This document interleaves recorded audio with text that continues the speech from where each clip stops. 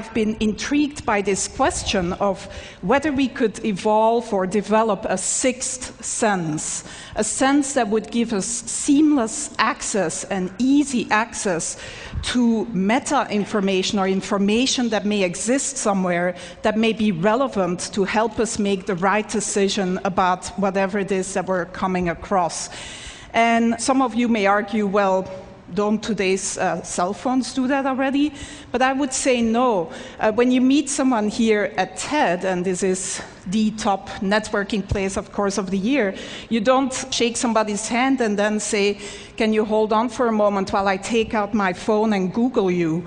Or when you go to the supermarket and you're standing there in that huge aisle of different types of toilet papers, you don't take out your cell phone and open a browser and go to a website to try to decide which of these different toilet papers is the most ecologically responsible purchase to make.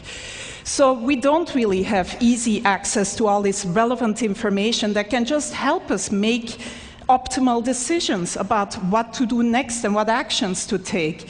And so my research group at the Media Lab has been developing a series of inventions to give us access to this information in a sort of easy way without requiring that the user changes any of their behavior.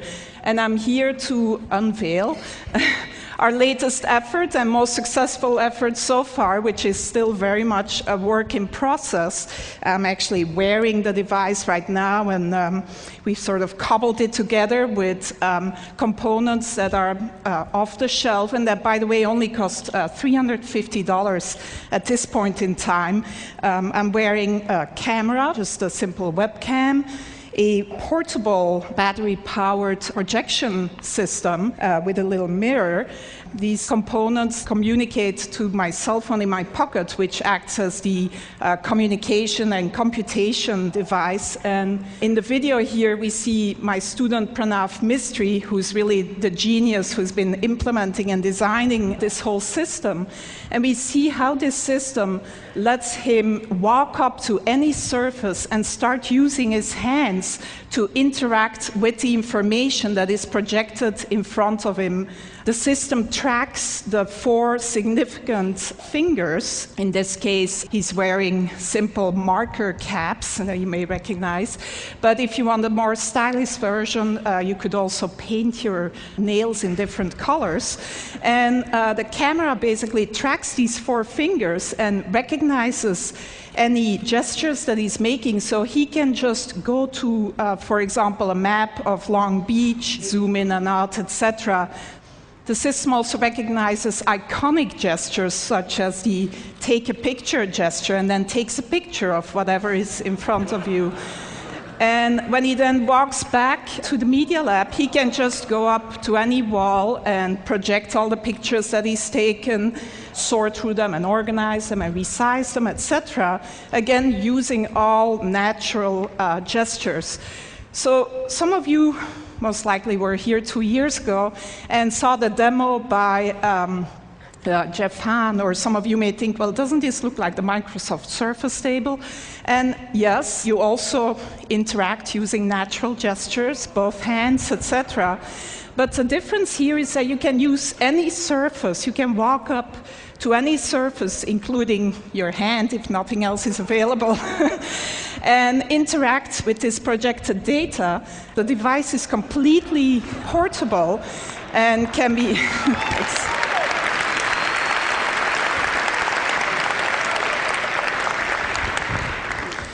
So one important difference is that it's totally mobile.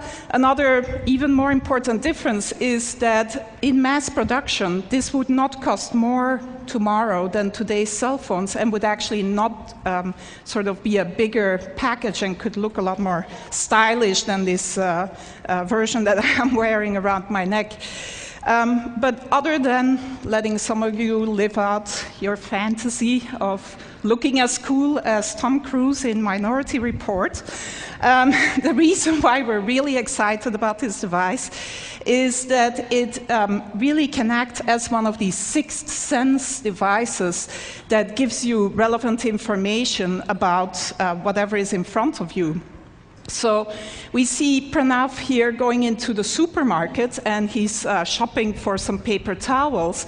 And as he picks up a product, the system can recognize the product that he's picking up using either image recognition or marker technology and give him the green light or an orange light. He can ask for additional information. So this particular choice here is a particularly good choice given his personal criteria. Some of you may want the toilet paper with the most bleach in it rather than the most ecologically responsible choice. But if he picks up a book in the bookstore, he can get the Amazon rating, gets projected right on the cover of the book. This is Juan's book, our previous speaker, which gets a great rating, by the way, at Amazon. And so Pranav turns the page of the book and can then see additional information about the book, reader comments, maybe sort of information by his favorite critic, etc.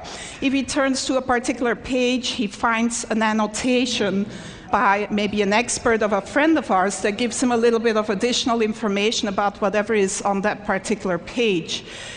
Reading the newspaper, it never has to be outdated. You can get video annotations of the events that you're reading about. You can get the latest sports scores, etc. This is a more controversial one. As you interact with someone at TED, maybe, you can see a word cloud of the tags, the words that are associated with that person in their blog and personal web pages. In this case, the student is interested in cameras, etc. On your way to the airport, if you pick up your boarding pass, it can tell you that your flight is delayed, that the gate has changed, etc. And if you need to know what the current time is, it's as simple as drawing a watch on your arm. So that's where we're at so far in developing this sixth sense that would give us seamless access to all this relevant information about the things that we may come across. My student Pranav, who's really, like I said, the genius behind this.